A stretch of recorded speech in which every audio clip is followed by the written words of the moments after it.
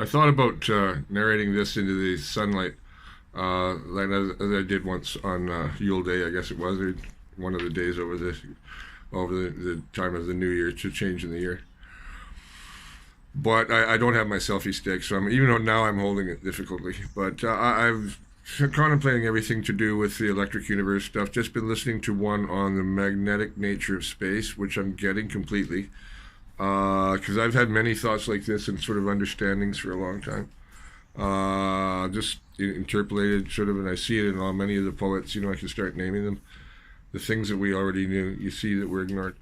Anyways, I'm not whining. It's interesting how much has come to light with the engineers cluing in, a group of the engineers cluing in, scientists, people cluing in, the technicians, who've now following Velikovsky, and I imagine, like I say, re-examining Tesla, and I'm encouraging them to go look at Mesmer, baby.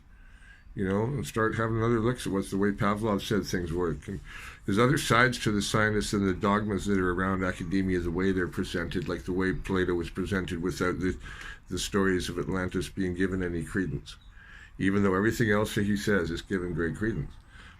There's just this bias. It's this need to prove that the fantastic can't have happened. Ooh, yeah, well, how do we know that? Think about the ice wall, the ice continents, 2 or 3 miles deep with ice. That's pretty fantastic, and that wasn't all that long ago. And when it disappeared, there was all this energy needed to blast it open. So the electric thing and the forces involved. And so what I've been thinking about, this thing to do with the timeline of the comets and also the melting of the Laurentian ice sheet, which I believe may have been the tail of Venus, maybe, who is still on fire by her transit, and how long it took between her drive-by of Mars. This is a timeline thing, and I don't know the physics of it that it would take, because I don't know the forces driving her motion out of wherever she came from and grazing by Venus, grazing by Mars, and lashing him on the way by, as according to the Velikovsky interpretation, as I understand it, and then heading for, and then a chunk of that winds up hitting. Eventually, the trajectory will hit Earth at some point. Whatever that is, just like that'll be a ballistic thing that gets set off, possibly with electric force attached to it, though, because of the electrostatic nature of all the planets. And the circuitry between them, which is the basis of the electric cosmos theory, the plasmic cosmos, as I've come to call it, the electroplasm, Anyways, it's a big field. Oh my God, the big field. It is the field. Is the unified field that they've always been looking for. It's right in front of their faces. Anyways, so is all of our own history. And we just haven't been able to see it. We didn't take its credence, and we wrote off the legends. They still call them legends, the ancient stories of the Egyptians and the Babylonian stuff that goes back 200,000 years, and the East Indian stuff that goes back much farther. Anyway, I won't go on about all that. That's crazy stuff. Of course, it's all crazy, but, speaking of some of the other things I've seen about them discussing planetary electrics, the eye of the Sahara, and there's another one out there that they were showing, and they claim it has a pyramid, and I saw an edgy kind of thing, and it was a different kind of shape, but it was still perfectly circular. It was not an impact. Nor is the eye of the Sahara. They're perfectly circular. Even the circles of Gog and Magog in Syria, north of the Golan, the circles in the desert, which I joke are probably where the houses where the giants sat, because they didn't need roofs over their heads. But no, maybe they're like, they're circular, maybe they were ionic formations using ores the same way, or rocks the same way that crop fields are formed. I'm just not going there. I don't know the physics, but this is the thing about the timing of the Velikovsky sequence of events, If it can be determined, the dating of when the drive-by of what became Venus by Mars, setting off the Hiawatha object in its path towards northern Greenland, the Phaeton comet, I'm calling it, due to that's its name in Plato, the son of Apollo, who just stole the chariot, and Dad sent a thunderbolt and struck him down. He was passing between the moon and Earth, and he was a comet, and in Velikovsky, he's coming from Mars, and hits the Earth at northern Greenland. Huge disaster, 12,800 BC. Anyways, but there's so many details there, and then now the timing of Plato with Atlantis is before that or after. I have to go read the Timaeus. To be sure of this, because it's getting too murky to me in all the different accounts I'm hearing and the refreshings I'm getting. The basic outline I know is that they were destroyed by their own devices, by their abilities to harness some kind of crystal. And I don't mean to sound like the witch doctor-y kind of crystal shaman and stuff, right? But this is what, frequencies of electronics are built on crystals, and crystals are built out of frequency lattices, and so are we. So is our DNA. It's all electric. So anyway, so is our planet, and so is what's happened to it, right? Anyway, so anyways, Venus gets down there. So now, but then, 6,000 years later, or 6,800 years later, something causes the Davis Strait ice dam to break, and the huge waters of Lake Agassiz, and it must have been all of Baffin Bay and Davis Lake Agassiz must have included Baffin Bay, and way up by Ellesmere, right up into all that area up into Greenland. That was all turned into water too by something. Now, yes, by the Hiawatha, but then was it the Hiawatha melting the northern part of that slowly melted all of Lake Agassiz? Because it all went at once. So something melted the rest of Lake Agassiz and the Cordilleran ice cap. And, we know about the Missoula floods. I'm hoping Nick Zentner comes up here to BC and talks to the glaciologists and starts talking about what happened to, where are the signs of the devastation of the sudden vanishing of the Cordilleran ice cap. Well, other than the Fraser Canyon and other things like that, and the Bridge River Canyon, there are many canyons in BC. Many, many, many. That cut very deeply, by what? Millions of years of erosion? No. Or just a few. What was the water flow when the Cordilleran ice cap let go? Now, there's going to be rubble maybe down in the bottom of the Pacific off the continental shelf where the ice used to... No, the continental shelf is where the land still extended to. The ice was over Vancouver Island and the Olympic Peninsula, but it wasn't over the outside shelf of that another 200 miles out. That was all dry land during the height of the Ice Age. And even into 6,000 BC. So what's down there everywhere? I mean, really, what's down there everywhere? We know what's above ground, and it's 10,000 years old, and that's not too long after that. I don't know. I mean, speaking of somebody who knows history, So anyways, it's very evident to me that the eye of the Sahara, also the circular nature of the Hiawatha impact crater, or the discharge crater, because I was speculating it may have been an ion interaction. Well, I guess so. The meteorite would have also known that the Mars object, that is the Hiawatha thing, because it seems to be, according to the Velikovskian thing. And I don't think it had anything to do with the time of the Exodus, but no, much earlier, to do with the great catastrophe of 12,800. But in 6,000, something warmed the continental ice sheet again, and also melted the Siberian and Scandinavian one. So there was another comet. There had to have been.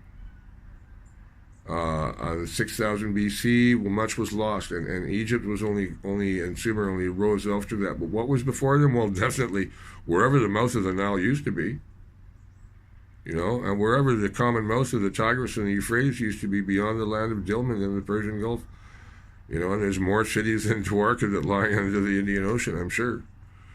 We haven't really looked. We know about the one in between Cuba and Florida, down in the water. That seems to be an earthquake collapse. What was that earthquake to do with, And then this other guy saw, and he's right, the pattern of the volcanoes and the arc of the mountains through North America and South America, and they back up around the Antilles. It does kind of look like an electrical arc pattern, a natural formation. And of course, the mantle and the cracks in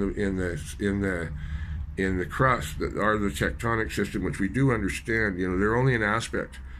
The pressure forces that we calculate, they're only an aspect of it. What's really at play is the deeper electrics of the planet and of the interplanetary axis. So when there is a major ion discharge, a major one, I don't mean like a little one, like a tail passing through Venus to warm us up and get rid of the ice, or some bombardment of fiery comets that didn't leave any traces, or there's just things about odd chemistry in the eye of the Sahara. Well, what can cause odd chemistry too, right? Is electricity, right? So especially when it's coming from another planet, in large amounts. So these look like, as someone had noted in one of the videos I saw, the bullseye videos.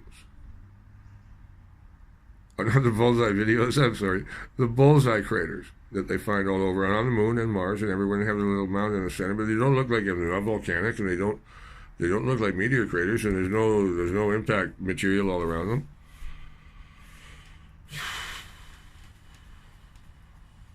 You see?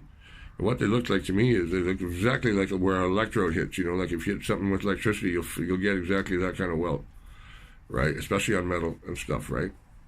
But especially you got to think what the Earth is. It's largely metals. It's silicon, magnesium, silicon, aluminum. I don't know about the sea bottom. It's silicon, aluminum. They say it's the majority of it. It's amazing to me that there's not so much aluminum around. Anyway, I had this idea that I want to note here too, about methane, about a way to deal with it using what we now know about the science of electrics. So I'm hoping to find a scientist and an investor to tell me if I'm right. And I don't want to have it stolen from me.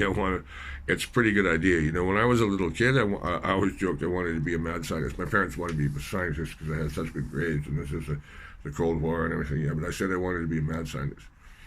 Build a better ray gun in the world, beats the Apache door. I don't want to build ray guns. But I have a solution to the methane problem, I think. Or a path to it. Maybe. But I see the greater vision of the cosmos, the electric understanding of things helps, because, you know, again, I'm a musician, and it all has to do with frequencies, you know. Anyways, I find all this stuff really fascinating, and the magnetic thing I was just watching has some really interesting aspects about, you know, what matter was, and the Lorentz force, and all these tense calculations that I'd forgotten about, you know. So looking at the ancient materials that we have in the Mahabharata and all those, I think we could find a correlative dates. We tried to correlative dates between the various dating of the various epics and legends, you know. And the Book of Enoch, you know, all the dates are off, you know, because they're all giving, you know, different genealogies and lifetimes and stuff. But the events of, say, the drowning of Dwarka, when that was, when the Saraswati, you know, disappeared, when those wars along the Saraswati that are in the Mahabharata, when these were, those civilizations that have vanished. India has a more ancient history than the West understands. And until we understand all our histories, not just the Western one from the Western perspective, but until we understand all our histories, we're not going to be able to solve the problems of the planet. It's that simple. So I'm glad all this stuff's coming out. I didn't know about it. I have to get my moving done. But I'm winding up having to talk about this because I see other things all the time. And the timing of all this, and the amount of joules, maybe let's call it. I don't know what the hell measure the plasma ions, but you know, how many volts would it have taken to create Valles Marineris on Mars? What is the size of its charge?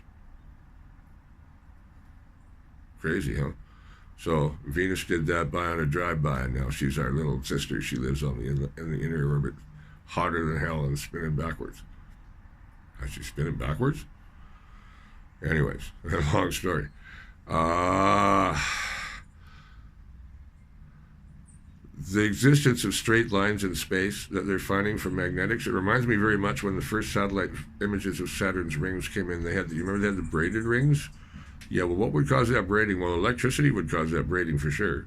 They talk about moons, they say, are shepherding the dust. You know, no, it's electricity.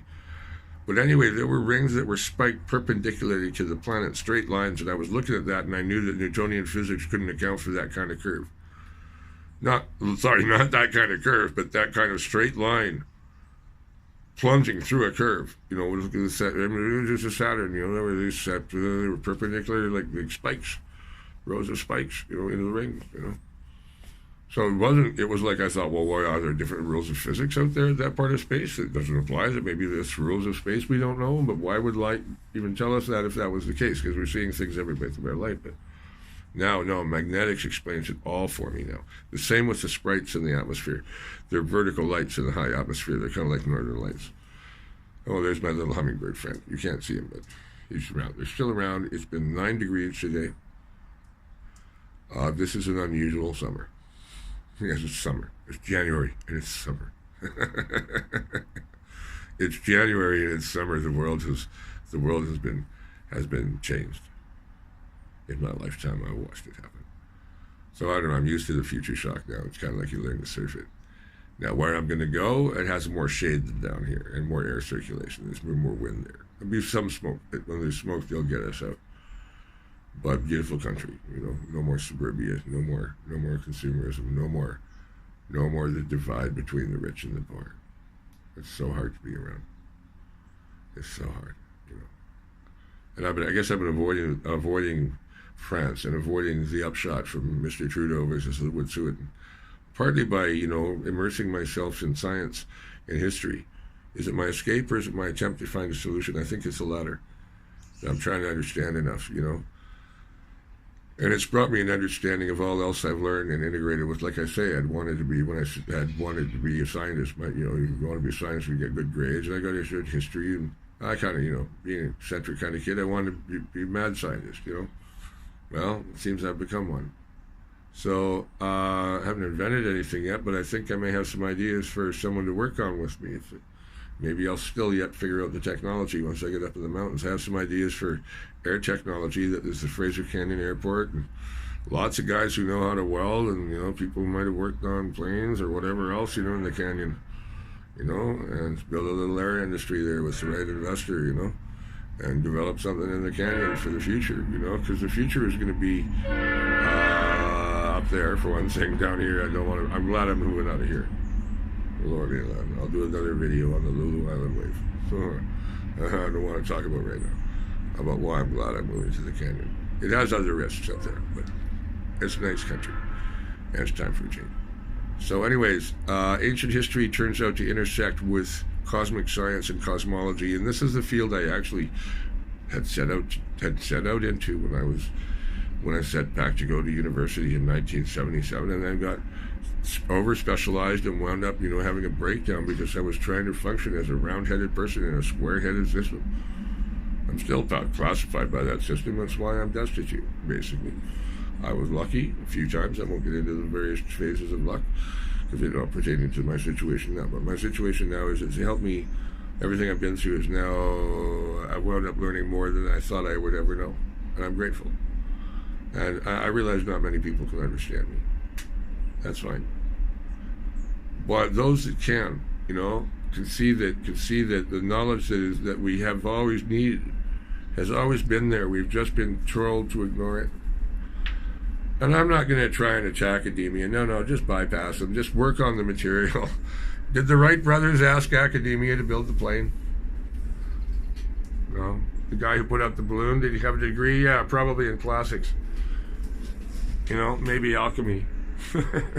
Every great poet of the great Baroque and Elizabethan era of English poetry and French and everything, they all knew their astrology and alchemy and mythology. All their poetry is loaded with that. You can't really understand it unless you had their education to it.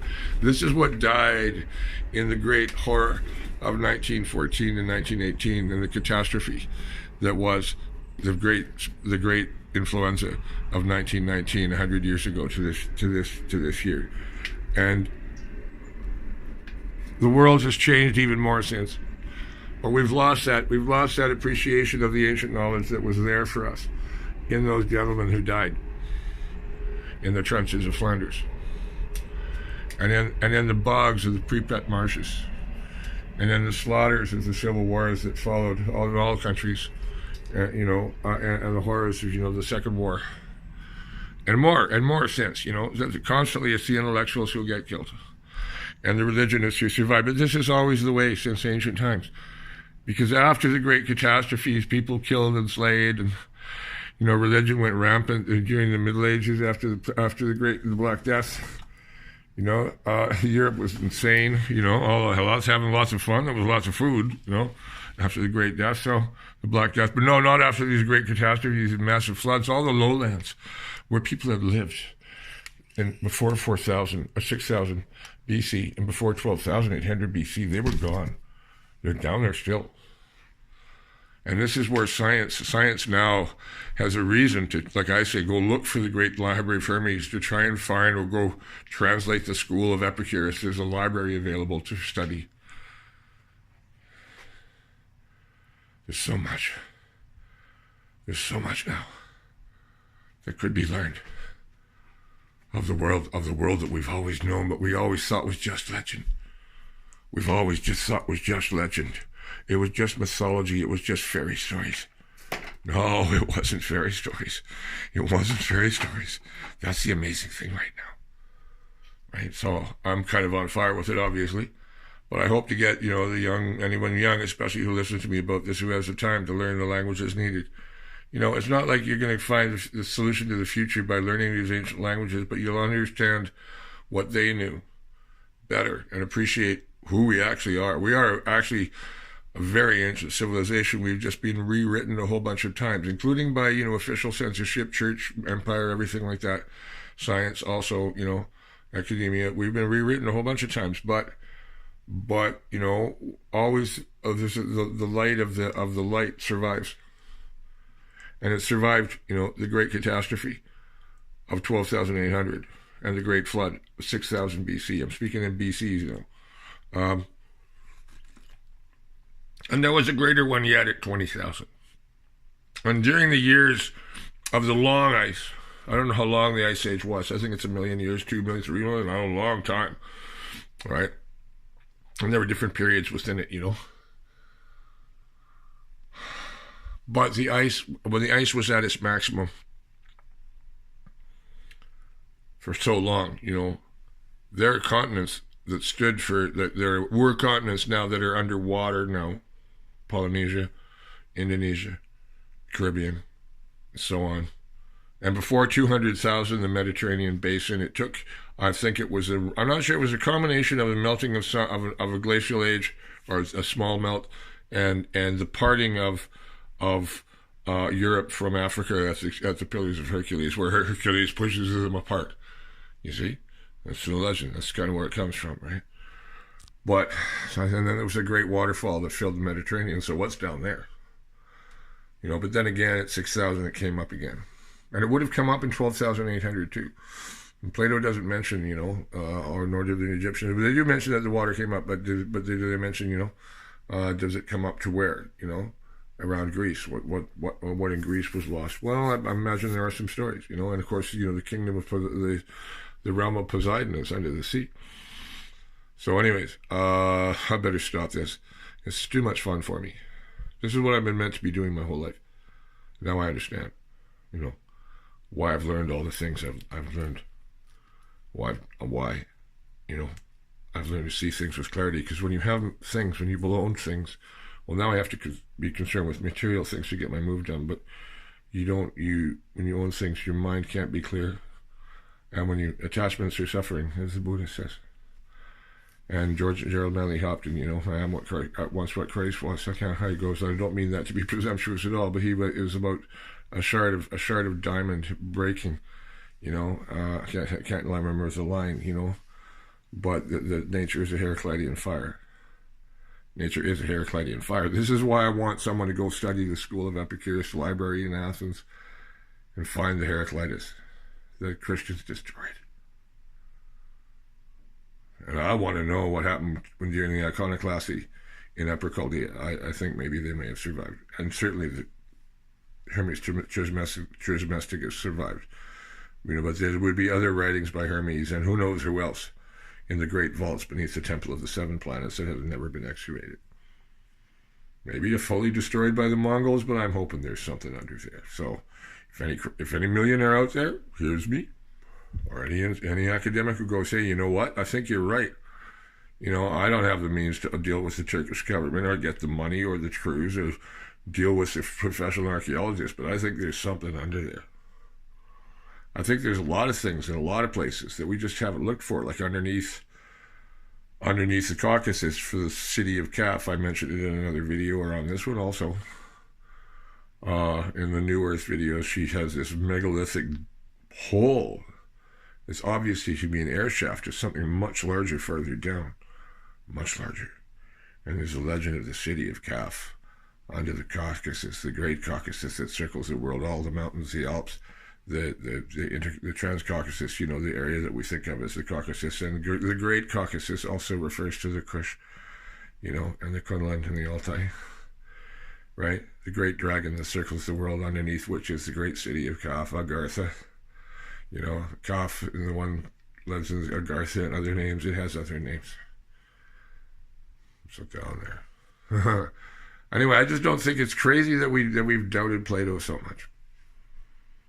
You know, about that there's been this attempt to propose first biblical and then age of science dismissal of mythological accounts and mythological frameworks. So I think maybe, you know, you got to consider that not just Plato was speaking from knowledge of these times, but also Pindar, you know, and go look for traces of other comments about, you know, not Atlantis maybe, but other times, and all, you know, the legends that may pertain to the rising of the seas or things falling from the sky, you know, and maybe have another look at Wayland Smith, Wallander, you know, Urendel, as Tolkien names the Morning Star, who is.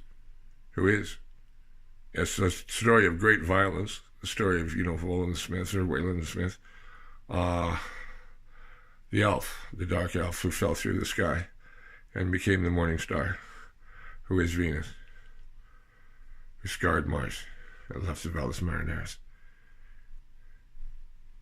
and which ejected a chunk of something that slammed into Greenland and ended the age of Atlantis 10,000 years before Plato. Well, the 12,000, as I explained, has to do with human memory. There's much more down there. We don't have time to find it. We have time to try and save the world. So the main point of this is back to the planetary electrics, as I'm going to call the field, right? That this is now, we talk about, what do they call it on Star Trek? Not planetarian, maybe that's a good word for it, you know. Planetology, no. There's a term for it, you know, in all the science fiction movies for, you know, creating planets, you know, synthesizing them, you know, or controlling them. Planetary management. But it has to do with understanding the electrics, you know, the atmosphere, the mantle, the rest of the planets, and what the rest of the planets are going to do. Maybe when this is not a stable system. If this only happened, let me think now, 8,800 years ago, what kind of do for another one? Right? You know, every so many thousand years, you have some kind of discharge event that melts some ice. But maybe, I don't know, the ones before, not all the time, you know, but all the volcanoes are all related to this. It's all electrostatic charges, and so are the gases, and so is the magma, and so is the water in the atmosphere, and the water underground, and the water, and, you know, space is not empty. And it's full of ether, and it can conduct charges over very long distances, over very short periods of time, in huge amounts. So that thing, the eye of the Sahara, you know, with the concentric circles, there's no way that's an impact crater. It's too perfectly cylindrical, and humanity can't build something like that. Not even Atlantis could build something like that. No, that was an interplanetary discharge, and that maybe was what caused this. Maybe when all kinds of stuff happened when the comet went by, it could very well be that there was electric discharge on the Sahara, and it turned it from savanna and forest into desert. And the Atlas were once green, and where there was a proto-Nile that flowed across the Sahara towards the current one, north of the Niger. And there were Great Lakes in the Sahara, and they're all gone. And they only went, at the time, up to the disappearance of the ice caps. And the world was changed, and the seas rose, and our history disappeared, and we had to reconstruct another one. And all that we thought we knew was only what we reconstructed of it, only told through the narrow box of the biases of Western academic science and the Bible and Christianity before it, and imperial politics before that was Rome. You know, humanity has a way of destroying its own history, and it's too bad, because that's just through your history that you can understand how you might save your future. Not many people realize that, unfortunately. I'm glad I can see it, so maybe I'll be able to do a lot more about speaking about this and doing more about it once I'm up in the canyon, and my head is even clearer.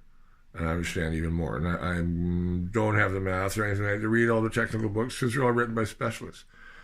But I've always intuitively understood a lot, ever since reading the Tao of Physics and realizing that, yeah, okay, well, everything I thought I was seeing in nature is actually known to other, you know, ways of thinking. And, you know, even when I read Speaking of Shiva, you know, which is a metaphysical, you know, book about, you know, relationship with God, even that is like a transformative experience. And even that is like a reprogramming of your bioelectricity. When you read a book that seriously impacts you, you've been reprogrammed. So there's all kinds of books which I've kind of lived while reading them, and I knew I didn't have to read more than a few chapters to feel impacted by them. You know, it was like, okay, I got it. I didn't want to read the rest because I didn't want to be in my own life, on somebody else's mind. Maybe it's my destiny. Somebody told me I was going to be a writer. Well, that's kind of obvious. But writing's hard. You know, maybe I can do this. Maybe I can work out my dragon naturally speaking and have this narrated. And just play the audio that I've just did now and have it all typed out. And have all this closed captioned and translated for everybody. Takes a lot of technology. And I'm an old man. And all the technology is new. It's an interesting age. Future shock, you have to stand on the board and keep your eye on the future and know where you've come from. A future shock, you have to realize what the world has changed. And now I realize, you know, I'm looking at the Lower Mainland and I'm seeing a place I'm allergic to. I don't want to live in, and my animal instincts are saying, get out of here before the disaster hits. Really, seriously. I'll miss my friends. When I leave them now, that's the end too. But the world is a wonderful thing. Wondrous. So learn what you can, and the time that you have is short. Even if you live 100 years, it's short. You know, and there's so much to know. But so much was hidden. No, not so much was hidden. So much was ignored, and so much was forgotten. And don't blame the survivors who managed to secure their jobs in the bureaucracy and the technocracy by dominating academia. It's not their fault. They can't help it. Human nature is selfish. And the people who survived were not... Remember the thing in Douglas Adams where there's the 3 spaceships, yeah? Well, the first spaceship is the one that crashed. With all the intelligentsia, the bright people on it, and all the workaday people, building industry and all that, and everything, science, and just doing things for exploitation and wealth. That's the ship that landed and dominated this crazy, stupid planet. So, I don't know. Anytime now, the Vogon destructor fleet should be coming through to make way for the interspatial bypass. What did I just say? Oh, shit. Yeah, well, maybe that was just going to be a question of setting up a circuit between that part of the galaxy and this other part of the galaxy and giving us a good fry. Oh, well. So much for those guys. No, they were going to vaporize the planet. No, we got Electric Cosmos has other things in store for it. Anybody who hasn't read The Hitchhiker's Guide to the Galaxy needs to go read it, especially if you do cosmology. So Mike Clevin, cosmologist, also goes by Skookum1, Big Skookum. I play acid rock and folk rock and alt folk and classical piano and penny whistle. I talked about ancient history, and I got into all this ancient history stuff, and then it led me to the stories about what Velikovsky had to say. So I look at it. Once I saw the Hiawatha, and it got me going. And, you know, I have a scientific background, but I went into classics and literature and philosophy that leads you to. And a whole different path in life, and not like the redneck culture of the country I live in. Oh, God, no. Oh, I'm an outcast here. I'm used to it. Which is why I've learned to do this. It's easier to be alone and talk to the world this way. So anyway, I'm going to the mountains. You like it. You like my new setting rather than my apartment's okay. It's been great. It's nice to have. You know, I had a hip replacement. I've been here a long time. But it'll be up in the mountains. Yeah, nice dry forest and big high mountains and history. You have a good afternoon.